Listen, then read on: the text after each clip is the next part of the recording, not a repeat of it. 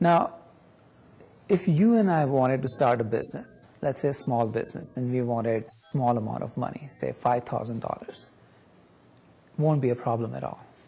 We just go to a credit card, take money out, and there we have it. We have an idea, we can start. But most people in the third world countries, developing countries, we are talking about very small amount of money and they have nowhere to go. They have no collateral. Where do they get money from? So they have good ideas, they have good businesses. These are not big businesses, they're small businesses. But they have ideas, but they have nowhere to go. This is the problem of microfinance. What happens, what ends up happening, that these guys will end up going to what's called a money lender or a loan shark, who can charge you interest as high as 50% a day. Okay? This is a huge problem, and we have known it for a long period of time that, we need to help the poor, and the best way to help them is to give them some financing so they can start an entrepreneurial activity, but really they have no financing. So microfinance sort of developed as a reaction to, can we do something that's better than 50% a day or 30% a day? Muhammad Yunus, who was an economics professor, like some of us in the US, who's from Bangladesh, once had this idea that we need to think about it differently. Most banking financial institutions won't have anything to do with the poor because they have no collateral and there's no easy way of collecting money back. But he thought differently. He said, you know what, I'm going to loan money to the poor, $10, $50, $100. And even though they have no collateral, I think they're going to pay back. And that was a big surprise. He started this 30 years ago, and he found that most poor people not only are paying back, the repayment rates were 95% or above, which are greater than what most other financial banks would boast of in developing countries. That was quite a surprise. So this started off 20 years ago, and it has taken the world by a storm. People have realized that, yes, poor are willing to pay back, they have the ability to pay back, and they will actually use the money in entrepreneurial activities that are profitable.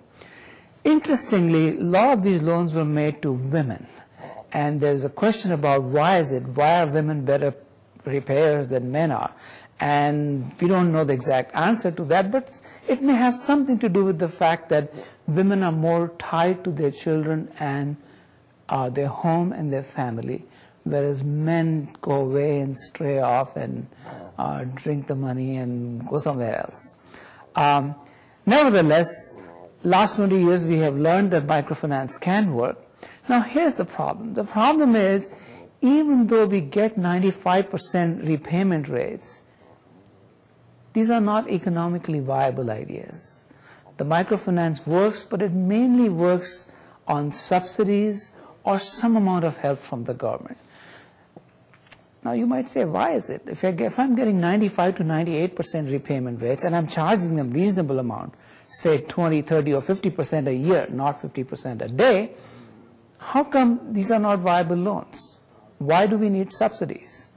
And the answer is, the loans are way too small.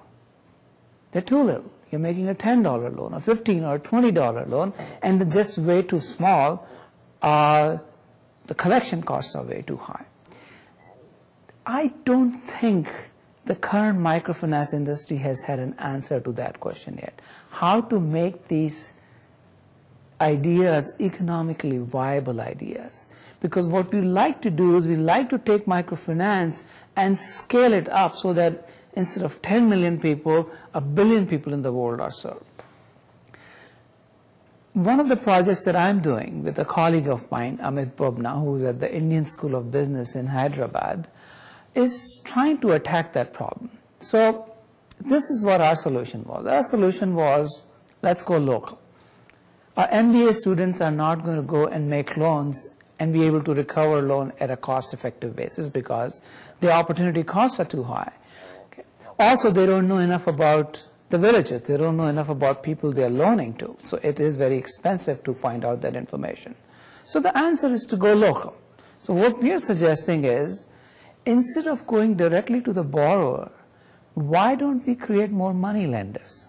Now, we don't want to call them money lenders because money lenders have a bad name. They use tactics which are unethical, and there are other ethical issues involved with that. So what we suggested was that we go to people who are in the village who have some collateral. You may own a house, or you may own cattle, or jewelry, or a vehicle. Financial institutions can loan money to them, and they in turn can become the money lenders or the local capitalists. This will provide the competition, so the money lender will no longer be able to charge 50% a day because there are too many other people competing for the same business. That will bring the interest rates down, and local people are really the most cost-effective financial intermediaries there can be, because they know these people, they can monitor them, and their systems of collecting money are really quite cost-effective. Okay.